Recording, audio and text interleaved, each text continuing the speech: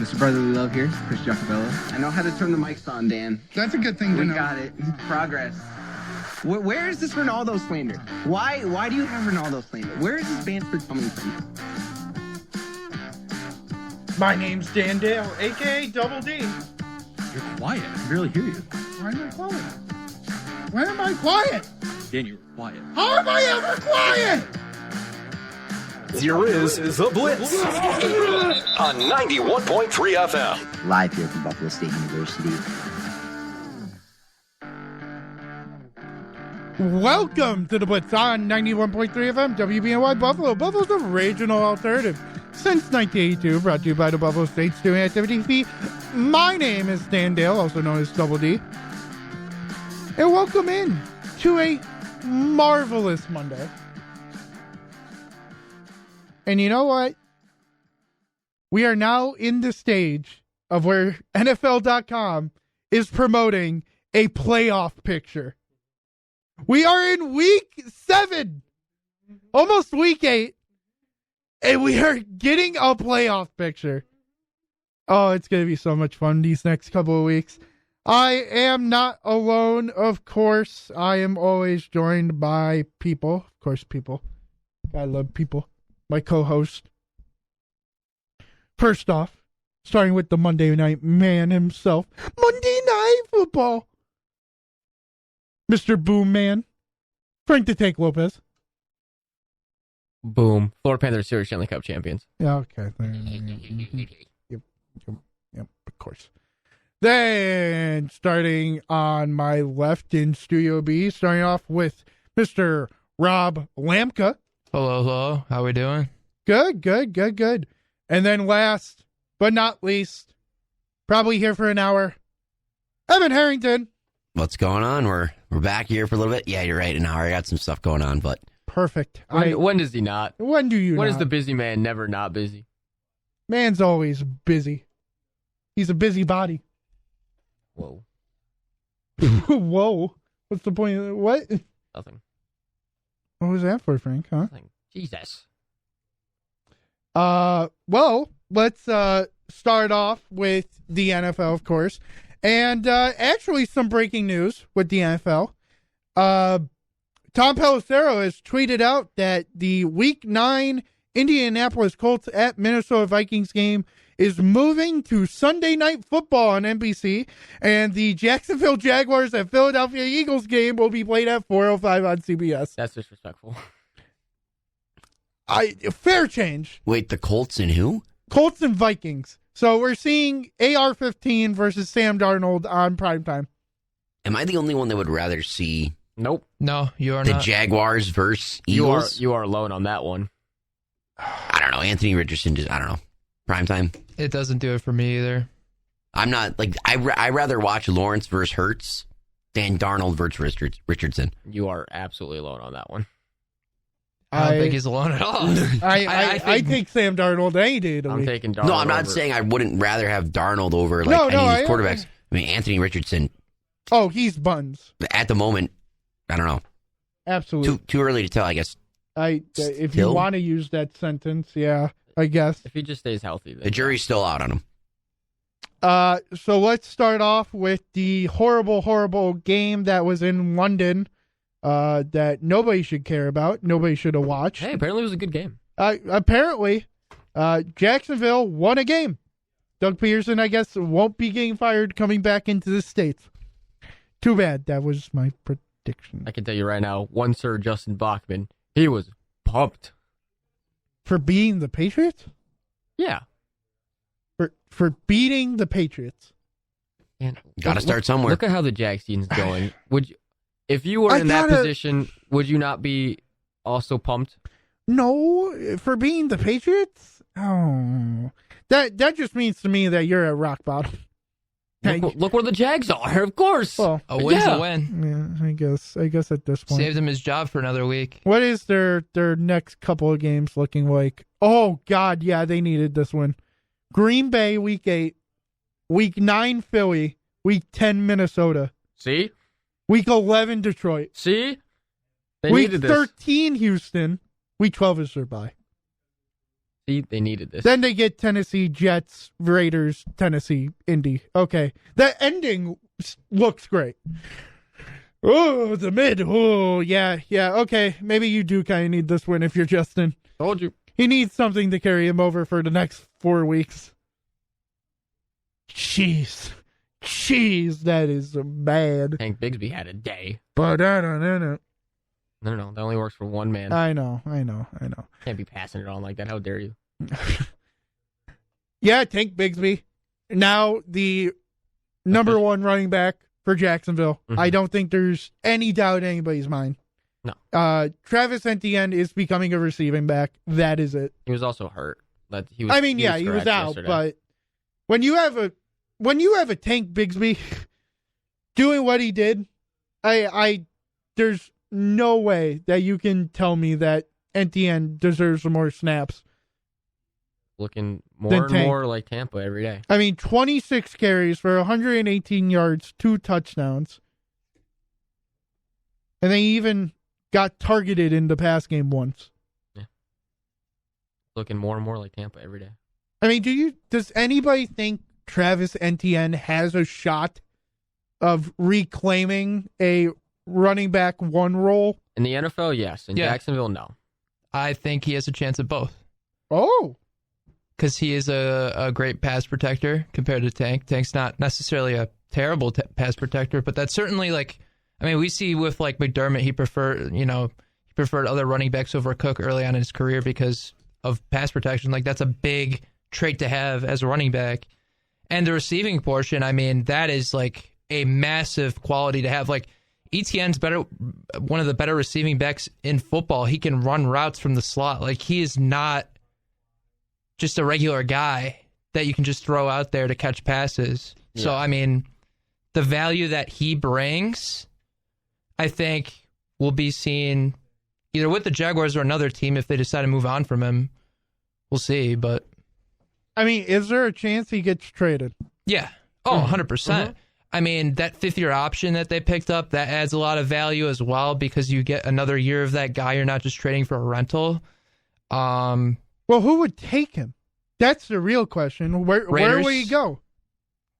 Possibly Chargers if Dobbins isn't really up to par with what he has been. I really think any contender, Dallas. Yeah, Dallas can totally consider someone like Etienne. Yeah.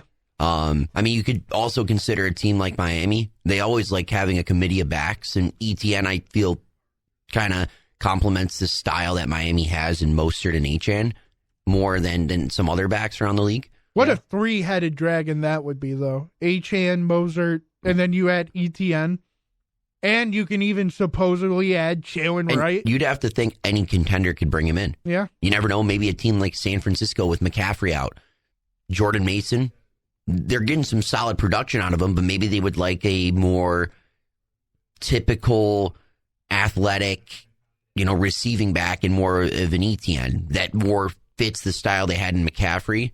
I don't know. Kansas City could also make a move for him. Yeah. You never know. Yeah. You never know. Baltimore could also make a move. Any of these teams that are contenders could always just go out 5th round pick. Shockingly, Tampa has a history of taking running backs from Jacksonville and it working out pretty well. Shockingly, I think also Green Bay, I just thought of it. Josh Jacobs got his first receiving touchdown of his career just this past week, and they don't really have a backup running back. You're going from being behind Tank Bigsby to being behind Josh Jacobs. You're really cutting into Josh Jacobs that way, but it could be a way that you see Green Bay elevate their offense with Love.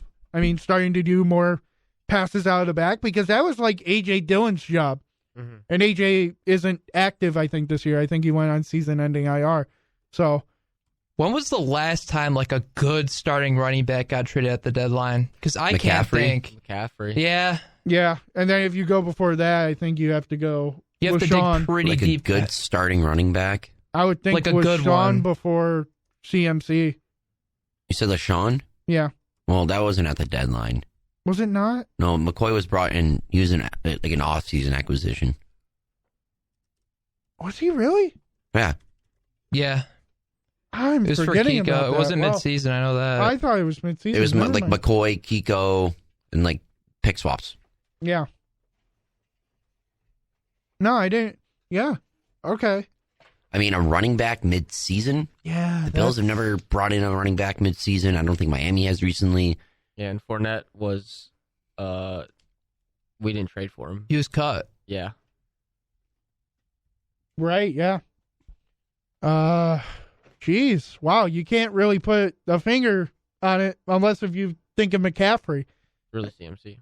I mean, And that's looking now like it's been a mistake. Last one I can find is Cam Akers getting traded from the Rams to the Vikings. Yeah. Oh, yeah. Which I wouldn't consider him a starting No, running back. I nobody think he's ever- not really that good, but at the time he was considered a pretty But decent 2 running years back. ago, Cam Akers? God.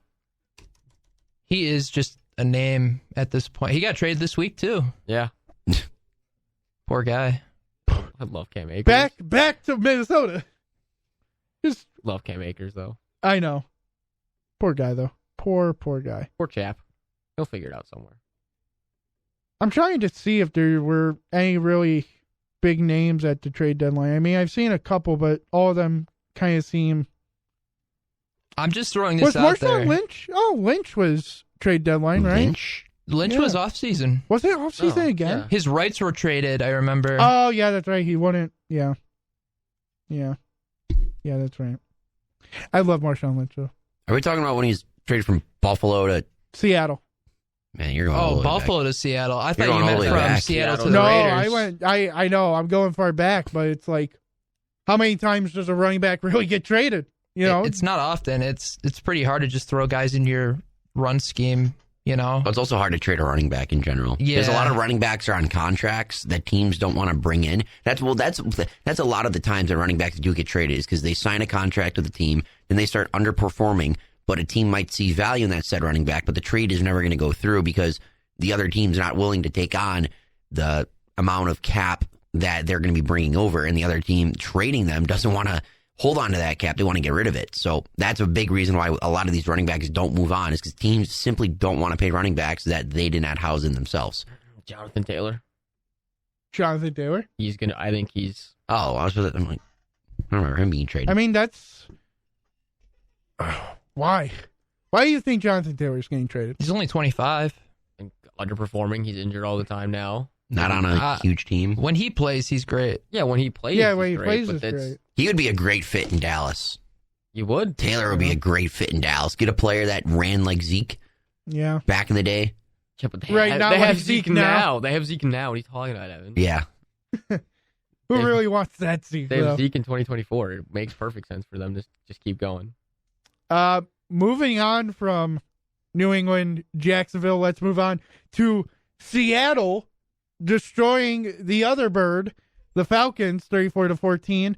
Geno Smith finally looking like a competent quarterback again, having 207 yards, 2 touchdowns. Kenneth Walker having a day. Really, I think to me, Michael Penix threw a ball. Michael Penix threw a ball. How'd it go? 1 catch for 14 yards. No. Yeah, the only throw they had. He caught the ball that he threw? Yeah, You for serious? 14 yards. Yeah. Lord. Michael Penix already taking over Kirk Cousins' job. Kirk had 2 interceptions this game. Does not help at all that his, really, shockingly, his leading receiver, Kyle Pitts, who would have thought I would ever be able to say that sentence, leading receiver, Kyle Pitts. And then Bijan Robinson, 21 for 103 and a touchdown. Really, I think all this does for you is just help you in your division race. Yeah. Frank, I mean, Yeah, that's why tonight is. We'll get to it. the Seahawks, jump back over San Fran because of their loss to the Chiefs. But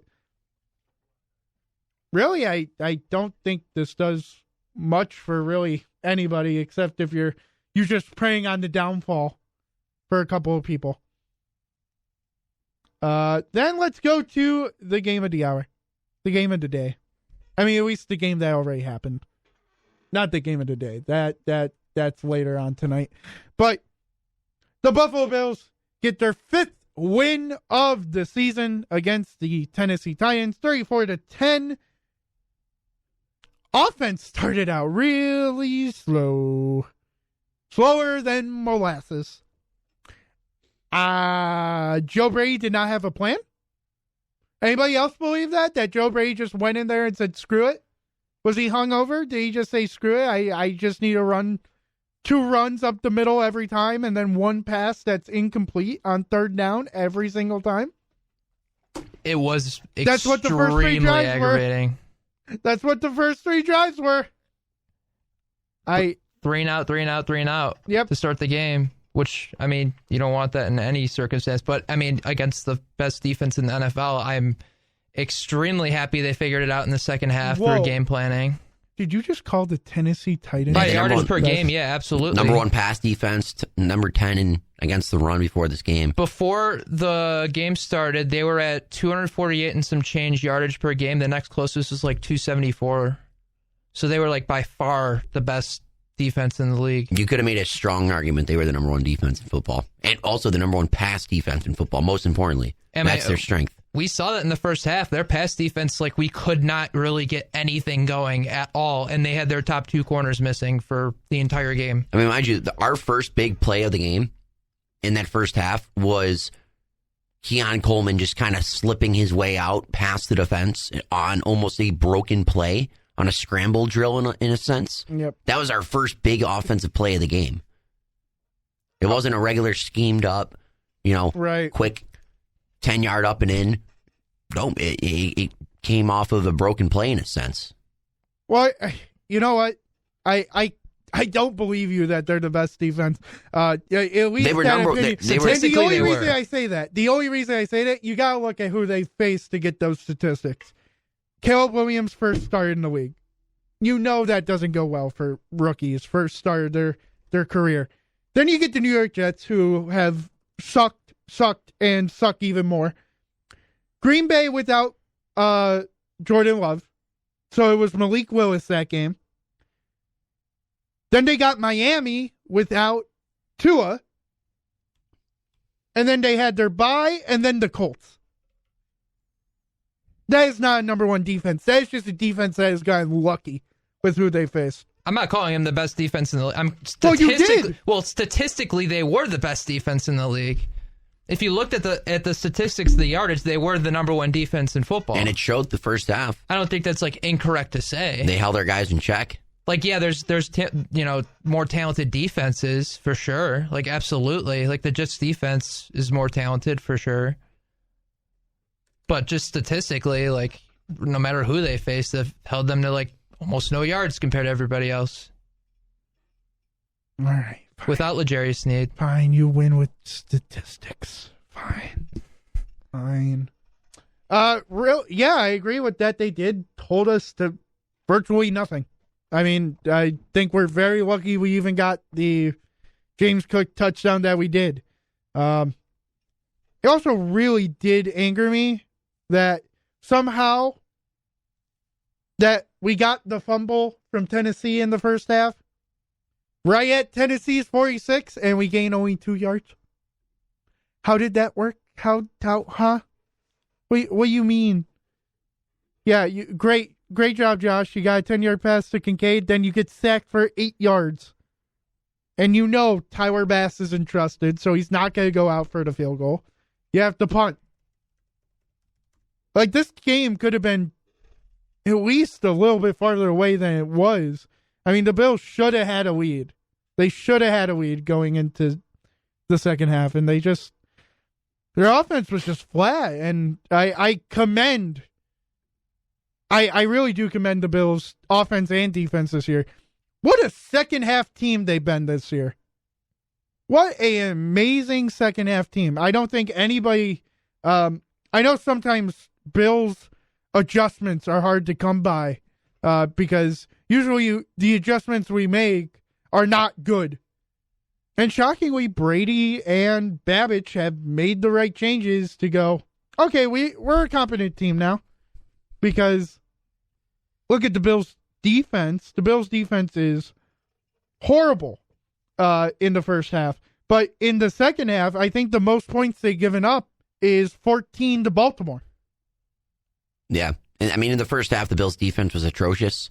They were undisciplined around the line of scrimmage. Tennessee was just moving the ball at will at times throughout that first quarter and early second quarter. And everything was in or around the line of scrimmage. It was just simple motion, misdirection. The Bills weren't ready for it at all. You had safeties overshooting their assignments. You had the linebackers not filling their gaps. You also had the defensive linemen not being able to stop the run. It was just a lot of undisciplined football. You were taking some bad penalties as well, but overall, McDermott and Babbage got the guys in check and they played a lot better because overall we knew Tennessee couldn't throw the football down the field. They were gonna beat you in the run and they were gonna try to beat you with that quick and short game, and they were doing it for a while. They were winning the battle up front at the line of scrimmage, and they were confusing our defense with just simple motion, getting their tight ends in the flats, getting their pass catchers the ball, and that's what they were doing for a while, and that's why the Bills couldn't get off the field defensively a lot of the times because they were moving the ball down the field with these long drives and these short, quick passes. Also, Mason Rudolph, he took advantage of that because he had an amazing first half. Yeah. Mm-hmm. I wouldn't even say, I thought he just had an amazing game. Except for the fumbles. Yeah. I mean, amazing game, maybe a bit of a stretch, but a first half for sure. For First half, Mason, yeah. for Mason Rudolph, for being the backup to Will Levis in Tennessee, I thought for him being Mason Rudolph. 25 of 40, 215, a touchdown, an interception, and a fumble. All right, I thought he had more than that. I could almost swear he had 3 fumbles. I thought he had 2 touchdowns. No, had they only had 3 10 fumbles? points. What? He did have about, I think 3 fumbles, only 1 loss though. Yeah. He had like the 2 fumbles on like the last drive of the game, Right. and then he had the fumble. Oh yeah, but was his the one that got punched out? Because he started running and it just got immediately just knocked out by Ben? Mhm. Who got? I think it was Epinesa. Epinesa, yeah. Yeah. I just remember seeing. there was someone a strip punch- sack Strip too. sack. So that might be 4. Yeah. I think it was 3 when I checked this morning, at least. Yeah, it probably is 3. You know, I genuinely forgot. I think I'm Hopkins thinking played. one of them is like a botch snap or something. That'd be on the quarterback too, though. Yeah. I think, Frank, you were getting to a point that I want to make. DeAndre Hopkins sucks. He didn't play yesterday. Yeah, I did. Yeah, he did. He was Not up. much. Let me look at his snap count, but he did not play he much didn't play a yesterday lot. at all. Well, you saw him on the sideline a lot, especially in those last couple of Yeah. because he drives. wants to get traded. So actually, funny you guys mentioned that. So my seats in the Bills Stadium are on the 20-yard line, right on the away side. Mhm. So I'm always behind the away team's bench, and Hopkins like walked right in front of us. I forgot what point in the game. Vividly frustrated, like visibly frustrated. Took his helmet and just slammed it on the turf, right on the 20-yard line, right in front of me. I couldn't I have don't missed blame it. him. I couldn't have missed it. It was right in front of us. I was like, oh wow, Bean, get on the phone. Send a 4th and a 7th. So I'm over tunnel side. I can see sort of both sidelines. I saw him talking to Callahan over on the sideline, and it was like when it was 27-10, and then I just see D-Hop just look over at Callahan, who has like the sheet over his mouth so you can't see what he's saying, and he just shakes his head like 3 times. So I don't know what was going on there yesterday, but he was just completely PO'd. I don't know if he's just like, if they're sitting him in hopes of getting a trade going pretty soon, and because he's playing through an MCL tear right now, they're trying to keep him healthy. I don't know what's going on. I mean, the Chiefs need a receiver right now, so I don't know if that's an option, but I love seeing stuff like that on the sidelines. Like, that's part of the game of football is how these players react to situations and what's going on. So, Well, I think the big problem with it, too, is that you've had incompetent quarterback play. he signed the contract. I understand that he signed the contract, but, at the end of the day, I mean, you either have Mayo Man Will Levis throwing to you or Mason Rudolph the Red-Nosed Reindeer. I get, he knew what he was getting into, but I would think he also thought the team would have been a little bit better. Plus, he also signed with Vrabel, so he's kind of just along for the ride right now. Calvin Ridley looked rough yesterday. Yeah. I mean, there was Yeah. we talk about Calvin Ridley and his low usage rate in this Tennessee offense. At the same time, he does have a low usage rate, but also he is dropping some very, very catchable targets. There was about maybe 3 yesterday that I can just quickly remember that should have been caught. Yep. And not saying his stat line would have went for 3 catches and 80 yards, but that's also being, upping your usage rate, getting more involved in the game is getting, catching and working with the targets you're getting. And Rudolph gave Ridley some very catchable balls, and he just dropped them about 2 or 3 times. And so, that's on Calvin Ridley. Right. And now that contract, that's Yep. going south. That is a long-term commitment that I'm telling you right now, no team's going to want to trade for, no team's going to want to get out of. It's a bad look. No, that's why Tennessee is known, at least to most people, is where receivers go to die. It's not a friendly place for receivers. Just think, Treylon Burks hasn't done anything since he's been drafted with Tennessee. Now you're having problems with DeAndre Hopkins. That was where Julio died. Yeah, Calvin Ridley, Andre Johnson. So, I really, it's bad when I see that your leading receiver is a tight end, which is who also plays on special teams. Yeah, and Tyler Boyd, who hasn't done anything this year. That wide receiver core would have been awesome from 4 years ago. No, it's funny how great that receiver core is on paper, and they just can't do anything. Part of it is probably the Bills corner. I've seen Benford on, for having one of the lowest passer ratings and not allowing a catch over 15 yards yet. Rasul's still, he's the number one for a reason. But you got to think, when you have 9 targets and only catch 3 of them, what's happening? What's going on? Something is not right. I'll tell you what's happening. I'm looking at his efficiency right now. He ranks 95th in the entire league in target accuracy. His targets are an average of 4.8 yards off target. Jeez. And to put it into perspective, Amari Cooper before he got traded to the Bills was 5.5. Oh, so God. this is the type of balls this guy is getting. What are you supposed to do with that? Right. And he chose to sign with a team with a pretty rough quarterback situation. This entire offseason, we were wondering, what is Will Levis going to do this year? And obviously, he's benched in Well, it's not a full bench. It was an injury that happened 3 weeks ago that got him, that might have resurfaced. I don't want to call somebody benched before they're not, because Callahan did come out and said he will be our starter when he's healthy, fully healthy. So, I don't know. It can be. Trust me, it was weird enough to hear that Will Levis was going to get sat, but I just don't think it is. I just don't think Hey, it's... Dan. Good game. Oh, fancy. Yep. Did you forget to start 6 players or? No, Tyreek Hill sucked. Devonta Smith sucked. He only got 0.8. Jaden Daniels got hurt early. in the Jaden game. Daniels got hurt. You had an unlucky game. I still have Derek and Trey McBride, but it doesn't matter. I'm The down best by player 100. for you this week was your kicker, Yeah. Austin Siebert. Yeah. 17 McLaurin points. was the close second. He is a very close second. And it also 15.6. didn't help. I even played. So I was at the Bill Stadium when the Chiefs started playing. Yeah. So I couldn't take Juju out. Yeah. So I didn't even have Juju play. Yeah, So I know. I left a fat 0 points in my lineup. Oh, it doesn't matter. You still had Gibbs. And, Monty got hurt. And the funniest, he came back. The funniest part about this game is not the points I put up. It's that I was scrambling to find a tight end because I had Goddard in, and I was like, Yep. I totally forgot he was out. Yeah, then And you put in Jonnu. No. The story gets better. I have Hunter Henry on my bench. Yeah. Who put up 17 points, and I forgot that they played in the morning. So I go, oh, man, I left 17 points on my bench who I was going to play Hunter Henry, too. Yeah. So I was like, man, I need a tight end. There's very far and few to go from, especially in a 12-person league.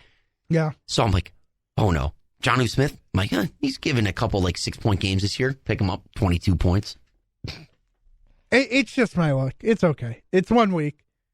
Where Harrington's team is very good. He's got Nick Chubb coming back. He's got Hawkinson coming back.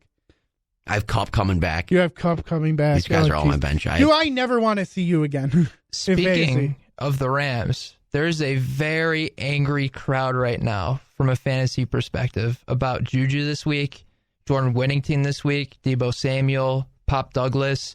A lot of these guys were active. They said they were healthy. Oh, yeah. And they didn't play. I started Jordan Whittington. He didn't play a single snap. There's a very angry crowd about that. And people are saying, like, should this be like an NFL rule? Like, from a bet perspective, imagine imagine you had a parlay and you had Jordan Whittington in the parlay and you just got screwed over. Yeah, he was active on Sunday, but it was limited to only 9 offensive snaps, Whittington. Yeah. And Juju, crazy. The entire week we were told, hey, this guy's going to play. His hamstring's good to go. We're good to go. How many series I think he played 3 series and then he went down again. And then Deebo with the illness. Yeah, that was a weird one because they had a fan on him in the sideline, and then they're like, okay, it's not worth it. We're not going to play him anymore. And then you have Brandon Ayuk tear his ACL in all the same time. That was just absolutely brutal.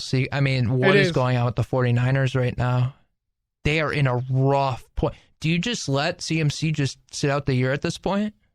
Honestly, I was thinking that like 2 or 3 weeks ago anyway. Yeah, I know. We mentioned it at some point. No, because I don't think there's not any use bringing him back. Of course, there's always use bringing CMC in. But he has Achilles tendonitis in both of his legs. I don't know how he's going to play.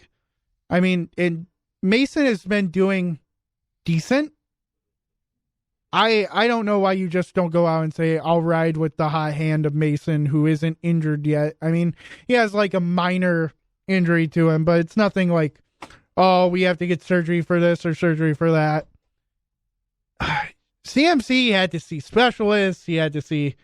If I'm San Francisco, I'm almost considering just. Whoa. What did I just walk into? We're talking about San Fran now. Harrington brought up fantasy, so we went into the whole how I lost by 100 points and yeah.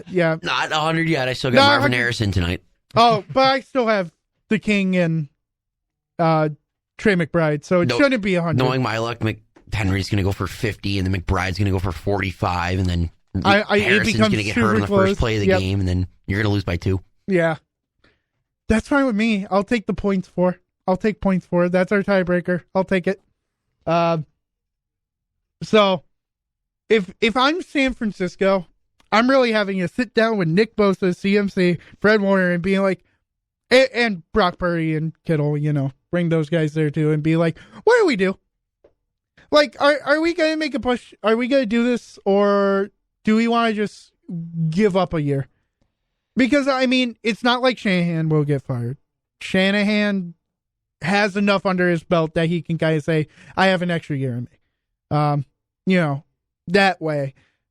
Purdy, it's really, I think this is Purdy's last year on his rookie contract. I think they have to start paying him.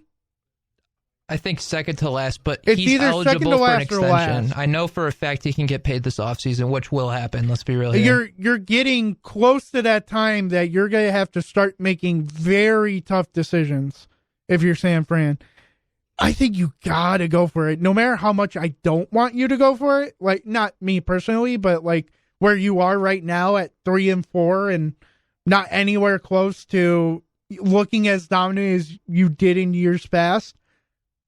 You got to do it while you still have them. You got to do it before, you start seeing, I mean, Deebo at some point is probably going to go. Maybe even Kittle. I mean, they can't all pay Brock, Ayuk, Trent Williams, CMC. I mean, at some point, these guys are going to start going. Well, isn't Ayuk? I saw that Ayuk was hurt, like bad. Yeah, ACL. He's going to be out for the year at this point. Yeah. And you still have Nick Bosa, Fred Warner. I mean, not Eric Armstead. I almost said him, but no, he's in Jacksonville now. I don't think you can blow this thing up. I really don't. You can't. You got to keep going for it. And that's the bad part about it, is that you're getting to that point where you're starting to get back into San Francisco injury curse territory, and you're not in any place to be like, you can lean on something to get you through the rest of the season. No, you're 3-4 and out of a playoff spot. You need to win some games or else you're screwed. Well, they have a ton of cap space to work with. They have the most cap space in the league, which I just looked and I was dumbfounded by that. They have shocking. $53 million in cap space. San Fran. Wow. I mean, I don't know how. Even after the Ayuk contract? Yeah. Yeah. And still McCaffrey and Kittle and Debo and Trent Williams and Yep. I cannot. It has to be because just Purdy is making like $1 million. That's probably a good portion of that. I mean, now I'm thinking you can send Hopkins to San Fran. You need to just make moves at this point. You're 3-4, and your schedule coming up is Cowboys, Bucs, Seahawks, Packers, Bills, Bears, Rams, Dolphins, Lions, Cardinals. And you know what is not crazy to think? You're going on and off. You can go 0-5 in those next 5. Yeah. With the way San Fran's playing, say what you want about Dallas, but Dallas can easily put 40 on you any game. Well, and they're coming off a bye, and usually teams off a bye do better than, usual. Seattle's just kind of a streaky team, but when Geno's on and Metcalf and JSN and Lockett are all in connection, Kenneth Walker's running the football very well. Good luck there. That's a divisional rivalry matchup. The Bills, obviously, can also hang 40 on you in any game. The Bucs as well. Baker Mayfield playing the best football of his career. You can't discredit that. Godwin and Mike Evans are both tied, I think, for 3rd and 4th for receiving touchdowns. Godwin is 6th in receiving yards. Sean Tucker and they got three capable running backs at the moment. Yeah, and then they have Green Bay and Love, and we know their receiving core isn't going anywhere. It's not even the receiving core. It's just that Love's throwing the football at will. Oh yeah, he leads the league in interceptions, but he's also just throwing the football at will. Yep. No, there's a very good chance that they could be 3-8 as a shocker. I mean, mind you, will they go 3-8? Probably not, but they can fall a couple games below 500. Yeah, it's very possible. And right now in the NFC, you don't have the room to fall. You really don't. The NFC is better than it's ever been. Mm-hmm. I mean, you have Minnesota appearing. You have the whole NFC North appearing, actually. You really have your best way in is to win the division. If you don't beat at least, you need to beat Seattle. That's like a no doubt if you're San Fran. But you probably also need to beat Green Bay. You could probably lose to the Bills because it's an AFC. AFC doesn't really matter as much. And then maybe you gotta beat Dallas or Tampa. You gotta do one of the two coin flips. Well, you need to win Seattle because they're that's 4-3, you're 3-4. Yep. No, and it's division. It would clinch tiebreaker over them head-to-head wise. This division is so open. Like nobody's like openly bad except for maybe the Rams because their defense is just shelled right now. But Seahawks, 49ers, Arizona's Cardinals. bad too. Put them down there with the Rams. They don't deserve any love either. I'm not putting Arizona down there with the Rams. Their I just think that defense is atrocious. That offense could just pop off at any time, though. We've seen that. Like that offense, like they got weapons. Well, if the Rams get healthy, you're talking the same way then. Yeah, but it's a question if. Yeah, the Cardinals are healthy. That's the thing. And that's fair. Marvin Harrison Jr. hasn't been super healthy. And, Kyler's not been great, but we know what he can do. So I think between the three teams, you have a pretty open division. Is there a shot in the world that DeAndre Hopkins goes back to Arizona?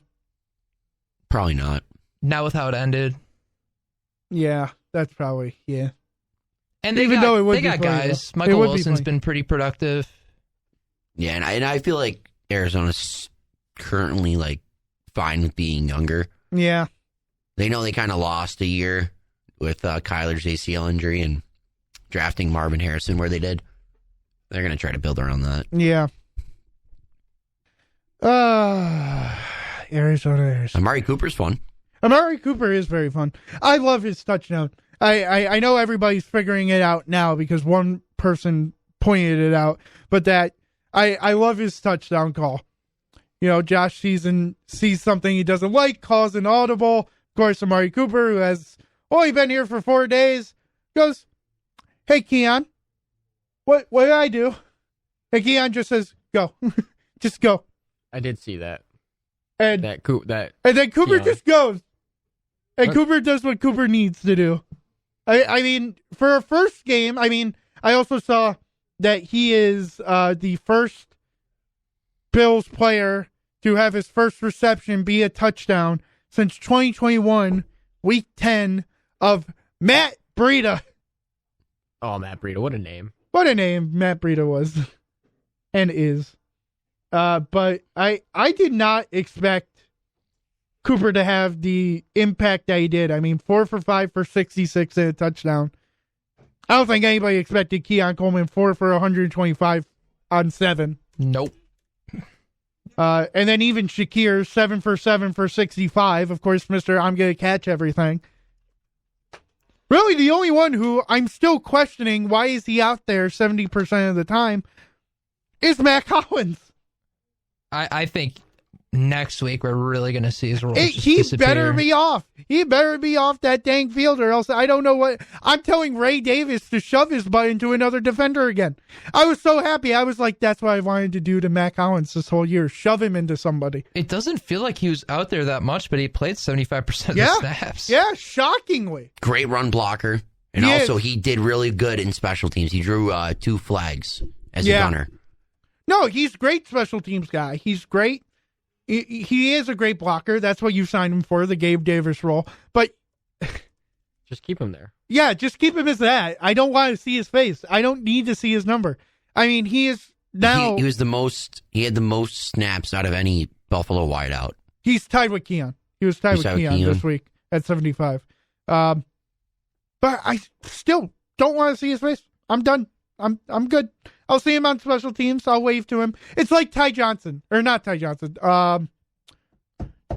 Tywan Jones. Where it's like, you know him. He's okay. Yeah, but when did Tywan Jones really ever get but I never want to see him. No, that's like the thing. It's like, you're a great special teams guy. Never want to see you play on the starters. Though. I don't care. I don't want to see him. Right. I don't want to see Matt Collins. You know what would be a better comparison? Mike Tolbert. I was going to say Lee Smith. Oh, God. Remember when we saw Lee Smith line up against the Titans? We'd just be like, why is this guy on the field right now? He got, I think, the first touchdown in that game. Tyler Croft. He was a run blocker, too. Oh, yeah, Tyler Croft. Mr. I'll just score against the Rams last second. We were so hyped about that free agent signing, too. Yeah, how wrong we were. Knox and Croft. Oh, my. Oh, jeez. That is a trip down memory lane. No, and it's crazy, the impact Cooper had on the game for only playing 19 snaps. Yeah. He barely played at all. He played a very limited amount of snaps, and he felt like he was the most impactful wide receiver on the field for us, maybe outside of Coleman. No, he made some catches you knew. I know the one that Josh threw behind Cooper. Cooper turns his body, catches it, pulls it in, and first comment out of my mouth, Matt Collins isn't catching that. Well, my favorite play, I think, of the day from Amari Cooper was something that Josh and Steph would do a lot of. It's just quick, Cooper, right up press coverage on the outside, one-on-one, just shake the defensive back and create separation right away. And Josh hit Cooper up the far sideline on kind of like a fade go for about 20 yards, and it was on 2nd and 4, 2nd and 6, and it picked up a first down and some change. That's what we've been. We have not had a wide receiver on this team that can go out and just shake a defensive back like that and just pick up easy yards. That's what they had in Stephon Diggs, and they have something back like that in Amari Cooper. And it was just relieving to see because it's like Josh can just drop back to his progression and just hit Cooper right there. That's exactly what this offense needed. You needed a guy that can go off script with Josh. Josh loves these types of plays where, we saw it last week with Ty Johnson where he just rips the ball out of his hand and runs down for a first down. This is his type of game that he plays. And my favorite part about that route is Amari sees the safety, sees where he is, and then just makes an adjustment, and Josh is just right on the same page with him. And if that's what it's like for their first week playing together, imagine 5 weeks from now what they're doing. I mean, I think Amari Cooper the rest of the way is going to be top 5 in the league in targets. Could be. Mind you, they do like to spread the ball out a lot around. We'll see. Just because, I mean, the thing that excites me is the percentage of snaps compared to targets. That's the thing that excites me is this guy going to be like the number one for this team? I mean, he's going to be the go-to guy. We already know that. I think it was the first big step to see the everybody eats offense. I mean, you finally had your receivers able to get free, break loose, and make a name for themselves. I mean, Shakir's been doing it all season. I can't say bad about Shakir. But Keon's been locked up by every number one before Cooper came. I mean, even somewhat in the Tennessee game, I mean, if Snead's out there, I think we're not looking at a different game, but I think we're looking at a closer game. Maybe Cooper's out there more. I think it was just because there's no Snead. I think one of their corners got hurt right away anyway. And I remember the CBS broadcast saying that the two starting corners only played 25 snaps in the league in their careers. One was a rookie and the other one, played from time to time. That's horrible. Yeah. That's bad. That changes a game plan instantly on how to attack a defense. Yeah, and the way this passing attack kind of approached the game, especially in the second half, the first half we knew the wrinkles that they were trying to, clean up, but this actually looked like a Josh Allen offense, a Josh Allen passing attack for the first time all year consistently. And I have not been able to say that throughout the first 6 weeks of the season. There's been flashes and some points, but this looked like a Josh Allen-led offense where he's going to distribute the football all over the field. He's going to work the ball over the middle. He's going to take his sideline shots. I mean, there was a couple of throws, 2 throws in particular, the ones to Kincaid down the field, the intermediate parts of the field on those corner routes. We haven't seen that all year. And that's because of Kincaid now being a little more freed up, and he's able to work his game. And Kincaid had a great game, very under the radar game. Honestly, probably Kincaid's second best game of the year. Yeah. Game with Amari Cooper and Keon Coleman and Khalil Shakir being the 1, 2, and 3 receivers. And Kincaid did what he was supposed to be brought here for, which is to be a down the field, explosive tight end to open up this offense. And that's what he did. And Josh was hitting him on the money, and Kincaid was making phenomenal catches. And he had a big impact in this game. Mm-hmm. That's what I loved. And then we had a Khalil Shakir drive and just him working underneath. We're getting everyone open now. Khalil Shakir is able to play more of his role. That pure slot receiver, be underneath, be Josh's, go-to target when he needs to go to one. Right. Cooper on the outside, you can move him around. But now Keon at the Y, he's allowed to be that guy. He's allowed to play like a rookie, play like the player you drafted him to be. And we saw what he did on that final drive, the yards after the catch, breaking tackles. Not the fastest guy, but the yards after the catch because of his size and length. It's on full effect. And this offense, it looked refreshing. I finally was able to sit back and go, wow, I'm actually finally comfortable with Josh throwing the football every down because it looks good. The receivers are getting open. Josh is hitting them on the money. So, Yeah, I think the Bills' offense finally gave us that sigh of relief that we've all been waiting for. It helps when the defense is also giving you that, you just sometimes you get all that pressure built up, and then you're like, oh yeah, we got Josh Allen. Oh yeah, we got Terrell Bernard and Teron Johnson making plays, and then Taylor Rapp, who is still, I gotta admit, ever since coming back from his injury, one of the most impactful players on that field right now. Way more than I thought he would be. Also, breaking news, kind of about the Bills, but more about next week Bills when we start talking about them Wednesday and Friday. Tom Brady is going to be on the call for Bills at Seahawks. Well, I got to watch that game. So, you know what's frustrating? Hearing Tom Brady talk about Patrick Mahomes this week because he was commentating I didn't hear the any of Chiefs-Niners it. Yeah, game. it was so bad. Because I was watching the game and Brady's like, oh yeah, look at Mahomes here. Look at Mahomes. Look at Mahomes here with his 0 touchdowns and 2 picks. But he ran for 25 yards on 3rd down. Yeah. He did one good thing. Too bad they're winning games, though. Somehow he's still MVP favorite. I don't understand I've seen how. Josh as the MVP. I was I've seen looking half at and that half. today. I was losing my mind on the way I've here. seen half and half. I'm like, how? So you have a problem with Allen being a turnover problem? No. In the sense of Vegas. Oh, You know, in the sense of Vegas and media have always had the problem of Allen being a turnover problem.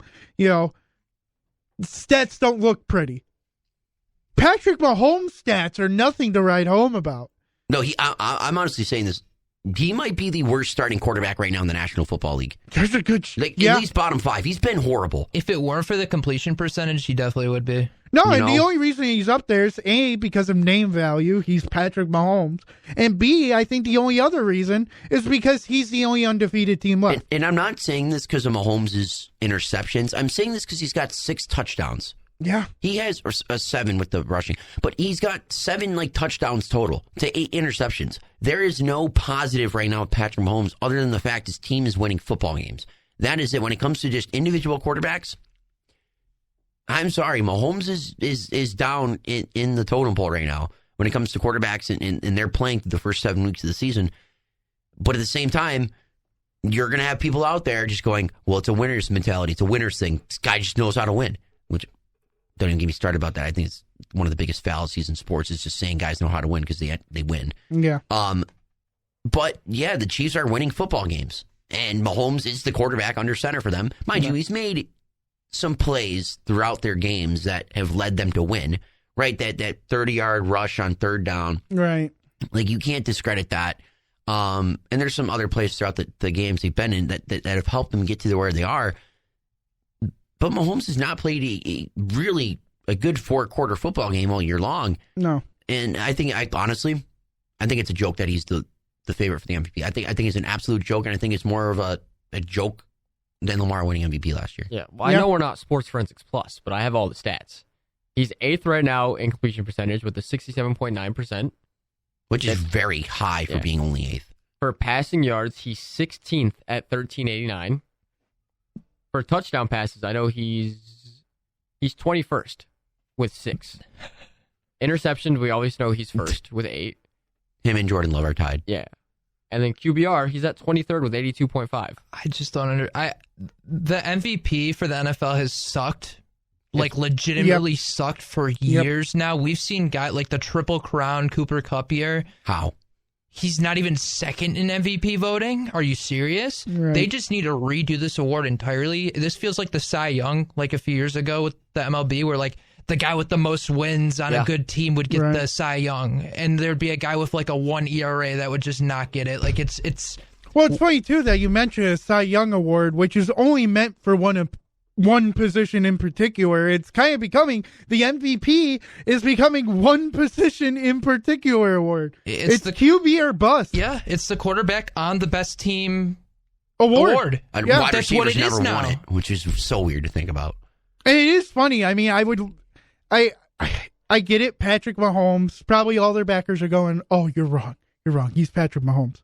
Of course, you're all bandwagon fans, Which and he is you don't Patrick know Mahomes, anything. But I understand the thought of, oh, he's doing what he needs to do to win. Well, if we're giving it to people who do what they need to do to win, let's give it to Sam Darnold then. They're 5-1. They're 5-1. Who would have thought Minnesota would be 5-1 at this point? And they played Detroit right down to the last right second down of to the the game. wire. Imagine if Josh Allen had 7 touchdowns and 8 picks, but his team was 6-0. Oh, he'd be scrutinized. Yep. He'd be scrutinized. Yep. Imagine Lamar Jackson. He'd be scrutinized too. Joe Burrow. Oh, Joe Burrow's getting knocked for losing football games, even though he's having a pretty good year. Yeah. I wouldn't say pretty good. He's having a really good year. Right now, I mean, if we're talking MVP, Jared Goff is just having an unbelievable season, and he's 5th in odds right now. I think Baker, I don't know where Baker is, but there's no way you don't have him top 5. If this is a quarterback award, there's no way you don't have Baker Mayfield top 5. Who would be the MVP? Baker's 12th. Are you kidding me? Oh. Listen, I'm sorry. plus 3,500 odds. This is. I know who's above it may him? be biased. Who's but who's come above on. him? And Hurts is above him, which is pretty funny. Come on, Purdy, come on, dude. Burrow, which I'd get because of the stats. He's been playing. He's top 5 in all stats. Darnold, Jaden Daniels, which is pretty crazy. Jordan Love, which I do not agree with at all. No. He's having a good if statistic. they're gonna hold the turnovers against Allen last year, they got to hold them against. Well, this is what I'll keep going. C.J. Stroud is above Love, then Jared Goff, then Josh, and then Mahomes and Lamar are kind of like. Are you kidding me? Mahomes and Lamar are 1 and 2, depending on what sportbook you bet on. Are you serious? I even see Purdy and Jalen Hurts above Baker. Yeah, that's what we just said. Oh, sorry. Baker. Yeah, no, they were all above Sorry. Baker. I missed that. Welcome to the party, Dan. Yep, thank you. Thank you. Listen, My 8 o'clock morning brain. Well, I know we'll talk about Monday Night Football later, but I'm throwing bias aside for this one. You're telling me Baker Mayfield has not been a top 5 quarterback and should not be at least top 5 for MVP voting? Even I think Geno's been having a good statistical season. He's lower than Fields, Derrick Henry, Aaron Rodgers, Caleb Williams, Kirk Cousins. I mean, yeah, I get Geno isn't the greatest, but he's been doing better than at least Rodgers. Yeah, but also let's throw stats aside. Baker Mayfield has legitimately put entire games on his back. Like, it's Geno Smith, maybe, statistically, whatever. Baker's actually, he is the reason that Buccaneers are winning games sometimes. Honestly, I think my top 5 MVPs right now Josh Allen would be Josh 1, Lamar 2. I'm not having Lamar Josh 2. I don't know, the Ravens. I'd have Lamar Oh my 1. God. The Ravens are playing pretty good. ESPN. What is Josh 1, Lamar 2. Trying to think who you would even go after. Golf 3. You got to go Goff 3. Burrow 4. Mayfield 5. Okay, I just cool went with to ESPN. Stephen Holder decided to I'd put Daniels in there too. Yeah. Stephen Holder decided to rank the MVP race so far, rank his top 5, I believe. Let me just check to make sure. Yeah, top 5. Number 1, Lamar Jackson. Number 2, Patrick Mahomes. Number 3, Jaden Daniels. Number 4, C.J. Stroud. Number 5, Josh Allen.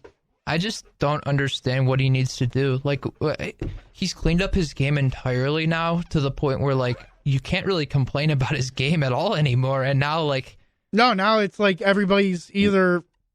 I don't know if it's because they're not talking about him. There is a underlying hatred and message that people don't like Josh. I don't know what it is. I mean, he came off of last season with the most touchdowns in the National Football League, but also with the most interceptions thrown.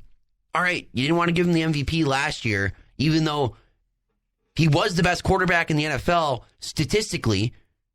He won his division for the 4th year in a row. What? He always performs well in the playoffs, which is what MVP voters hold against quarterbacks from year to year. Right? But your only knock on him was that he turned the football over too much. All right, here we go. Next year, Josh Allen is still top 2 in touchdowns. His team's 5-2. His team is winning the division by 2.5 games. And he's got 0 interceptions, only 2 turnovers. He's not fumbling the football at all. He's playing great football. The only thing that you can have a knock on him is maybe his yardage is a bit low. But, honestly, the thing with the yardage, outside of the Ravens and Texans game, where his stats were, just not the greatest, the Bills blew out the Dolphins where he exited the game early. The Bills blew out the Titans, where his yardage maybe could have been better if he played better in the first half. They blew out Jacksonville. He didn't play a full game. So, I don't get it. I really don't. There's an underlying agenda against Josh Allen that I cannot figure out. I would love to find a study on it because it's a joke, and I really think I don't get it. I just don't.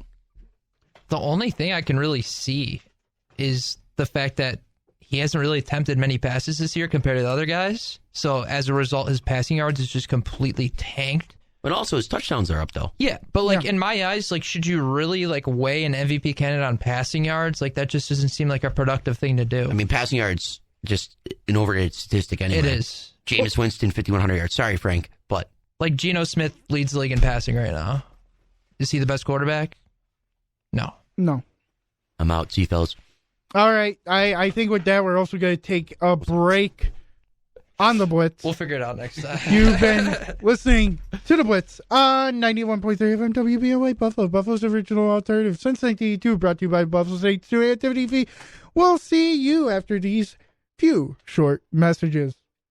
Monday Night Football. Monday Night Football. Monday Night. Monday Night. Monday Night. Monday Night. Monday Night Football. Monday Night Football. Monday Night Football. Monday Night Football. Monday Night Football. Monday Night Football. Monday Night on ESPN. Yeah, it's Monday Night Football. Who doesn't love some Monday Night Football? Oh, what do you mean, Frank? I can't say it on air. Monday Night Football. Absolutely not. You don't say that when Chris says it. Because Chris can say it. And you know what I mean by that. I know what you mean. I'm not. My name's still Dan Dale WD, joined by Frank the Take Lopez and Rob Lamka. Are you excited for Monday Night Football, Rob?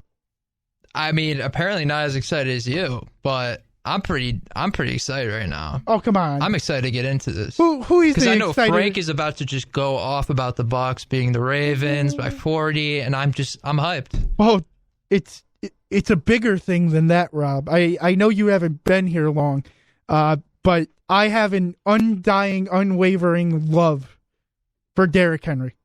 It's insane. I've heard, but I haven't seen it. Yeah, you haven't. You need to seen show me that. Yeah, yeah. It might be coming out sooner or later. It might be. Might make an appearance. I would have to get myself prepared. You know, it's funny. I will share this with everybody. Every time after I do the Derrick Henry rant, I get home 2 hours later, passed out. And I think it's all because of the Derrick Henry rant. Whenever I do it, it just, that specific rant takes so much energy out of my body. I just need a long nap. God. But you know what? We'll save it. Yeah, We're gonna talk. There's another game. That's Well, also, yeah, of course. It's shame one that of these stupid double headers again. No, you know what?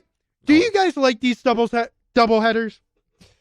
No. They have their benefits What are their benefits? because you can have like a red zone type thing. They don't do it like a. They have. Let me rework my comment. They have. It's just been horrid. Yeah. It's just been. Oh, They haven't I really don't want to figured it watch out. it that way. I don't want to watch. You know, they did it for the Bills because they had Bills and Jacksonville on Monday night, and then it was also Miami and Tennessee. I think were also that same night, if I remember correctly. And they have the picture-in-picture. It just looks horrible. You can't tell what's going on. You have one that's like slightly bigger than the other, but it's like, I'm not here to watch the other game. Like, I get it. You're promoting the other game. That's great that you're promoting the other game. Like, I like how they do the little scoreboard. Like, I'm okay with that. That's not like too much. But when you start trying to get me to watch a game that I have no commentary for, no inclination to watch, I don't care. I really don't care. Like, you're having the commentary on for the same. If you're gonna do a red zone-esque type thing, do it with one announcer. Like, do both games at the same time. You know, have a special thing. You can do it on ESPN Plus. Have it special thing on ESPN Plus. Have one on ESPN. Have probably the other one on ABC or something. Whatever other Disney Channel owned TV station. And just put it on there. I think that would work perfectly. I think that would work better than what they're doing now. I have a better solution. Ooh, what is the better solution? Don't do two games at once. That is Yeah. a better solution. That is a better solution. I like that one a lot better. I But mean- also, I know more people are going to be watching my game then. Right. A lot of people will be. I understand, yes, money. All this league cares about is money at this point. I mean, you can tell when we're still having games in London. But at some point, they really don't care anymore. They're really like, we want what's best for money. And you know what's best for money? Having 2 games on Monday night. So I guess here we are again. A doubleheader. Starting off, at least the later game, because the earlier game is the more important one that everybody will be watching. Well, technically, it's the earlier one. Yeah, that's what I just said. Oh, I didn't hear you. It's okay. Is the Los Angeles Chargers versus the Arizona Cardinals. I almost said the Arizona Coyotes. Your favorite team. Yep. Yep, sure. Really, this is now the statistical number 1 defense, the LA Chargers, who also have the 32nd ranked offense. Are they really that low? Yep. They're the bottom of the barrel? Yeah, on NFL Network, or NFL.com, they are number 1 in defense, number 32 in offense. They're also number 32 in passing, number 27 in rushing. That is just because they haven't played, though. That's Yeah, I mean, they didn't play a game. Yes, that is true. But they also passing 32nd, I'm not surprised. In a Jim Harbaugh, Greg Roman offense, not surprised. Not surprised at all. Really, the only thing I'm shocked about is that Gus the Bus hasn't been used as much. I mean, now I know he's on IR 4 games, yada. But even before that, when Gus was healthy, they didn't use him as much as I thought he would be. Now they have, who is it? Kimani Vidal. Yeah, Kimani Vidal. Great receiving back. Yeah, he made the amazing catch against Denver last week. J.K. Dobbins really getting his first feel of being a starter. Good for him. I gotta admit, after spending almost a whole year with Aaron Rodgers, I feel good that he's doing well. At least he's doing good. Good for him. Yeah, right? He deserves it. I'm Also, excited to see the rest of the outlook for him for the rest of the year. Yeah. But it is the Arizona Cardinals with a somewhat good offense, even though they're 24th and they're 27th in passing, but they're 8th in rushing. That just shows you how much they want to run the clock out. This might be one of the quickest games ever. You know what? Somebody get a timer out. I think we need to time this game tonight. I'm telling you, Marvin Harrison legacy game incoming. I don't think that's happening. I think it's James Conner legacy game incoming. That's because you have James Conner in fantasy. No, I don't. You don't? No, I'm saying that. Oh, bye, Greg. Oh, no, Justin has James Conner. Yeah. I would like him to beat Alex. That is alternative motive, though. But, no, I think James Conner's done well this year. He's done what he's need to do. I mean, he's James Conner. That offense always works better with him in than with him out. Always. I haven't seen that offense look good if he's out. I mean, who's the backup anyway? Zach Benson. Or not Zach Benson.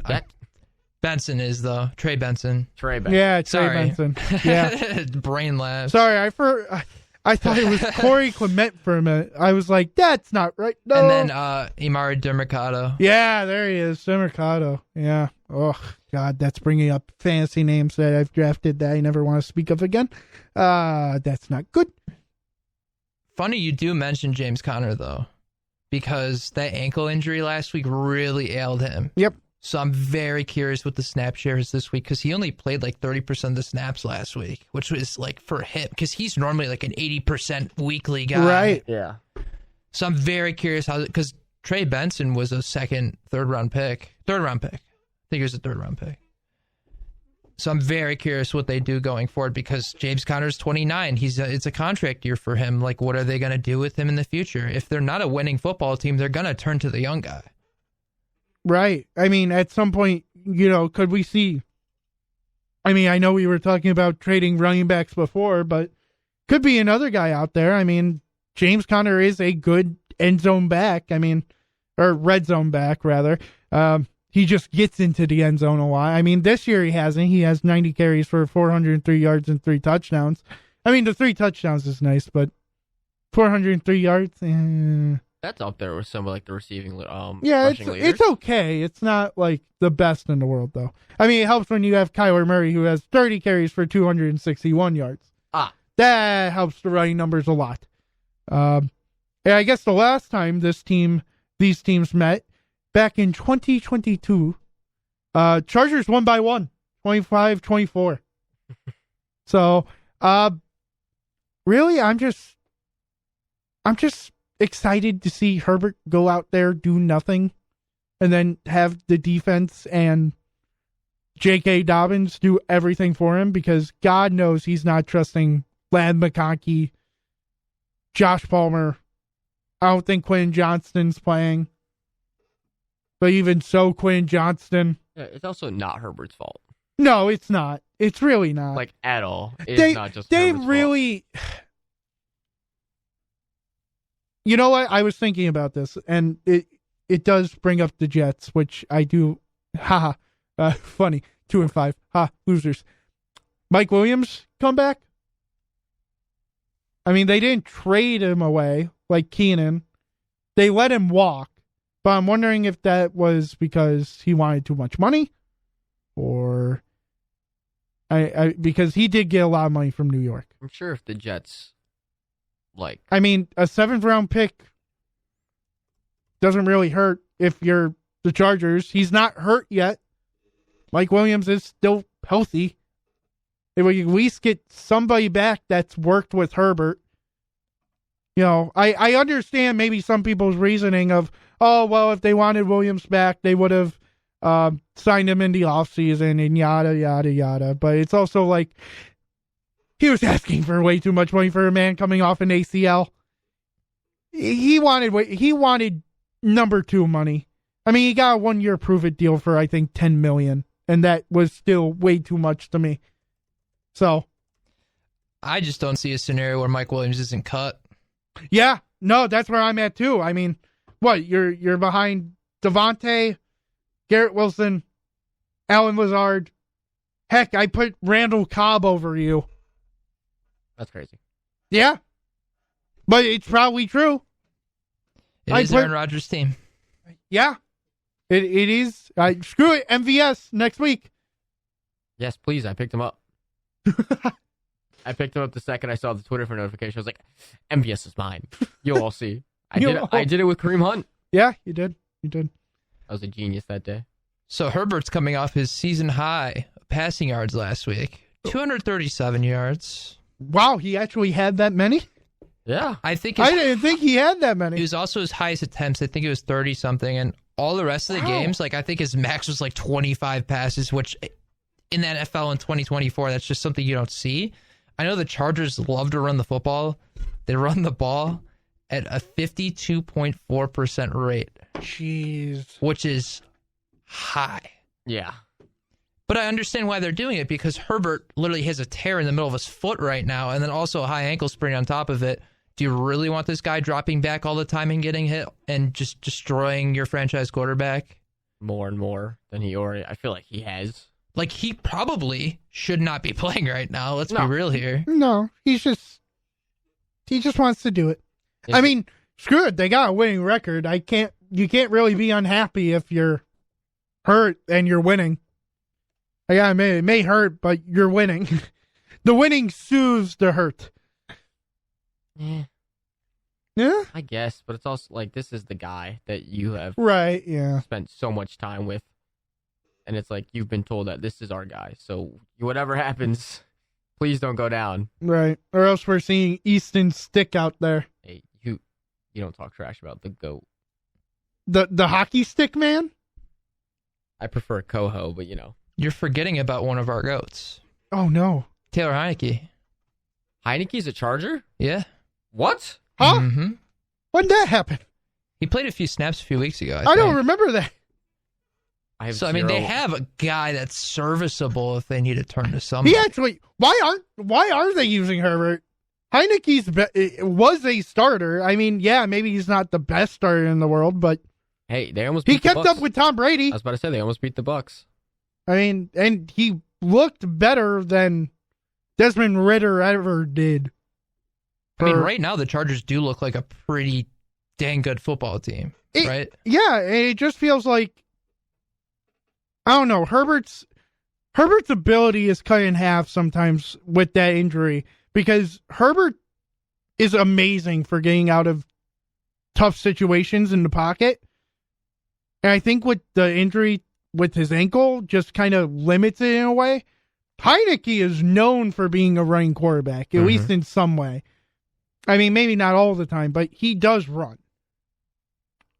That's a thought I never had. I mean, maybe he just doesn't look good and they don't want to trust it, or they just said, Herbert can go, let Herbert go. We're paying him way too much not to go.